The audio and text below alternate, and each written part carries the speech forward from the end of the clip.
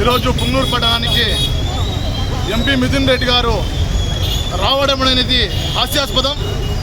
ఎందుకంటే ఈ ప్రభుత్వం ఉన్నిందో ఎంపీ నర్సాపురం ఎంపీని 4 సంవత్సరాలు అడుగు పెట్టనివ్వకుండా అన్యాయంగా అక్రమంగా ఆయన మీద కేసులు పెట్టి ఆయన్ని లోపలేసి హింసించిన ఘటన ఆంధ్ర రాష్ట్ర ప్రజలందరూ గమనించినారు.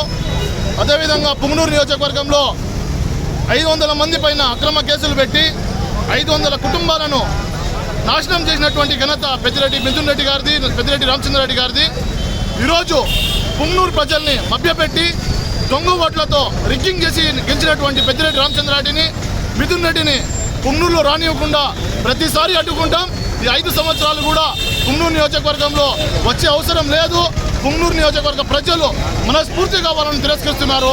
ఈరోజు మా తెలుగుదేశం పార్టీ కార్యకర్తలైతేనేమి, నాయకులైతేనేమి, జనసేన బీజేపీ కార్యకర్తలు, నాయకత్వాలు, ఎన్డీఏ ఉమ్మడి కూటమి అభ్యర్థులు ప్రతి ఒక్కరు వచ్చి ప్రత్యక్షంగా వాళ్ళు మనస్ఫూర్తిగా మిథున్ రెడ్డి గారు పుంగనూరులో రావనవసరం లేదు, వాళ్ళు లేకుండానే పుంగనూరు ప్రశాంతంగా ఉంటుంది, పుంగనూరు ప్రశాంతంగా నిద్రపోతుంది, పుంగనూరు ప్రజలు ప్రశాంతంగా ఉంటారని చెప్పేసి మనస్ఫూర్తిగా తెలియజేస్తూ చేతులు జోడించి మిథున్ రెడ్డి గారిని, పెద్దిరెడ్డి గారిని ఆశిస్తున్నాం.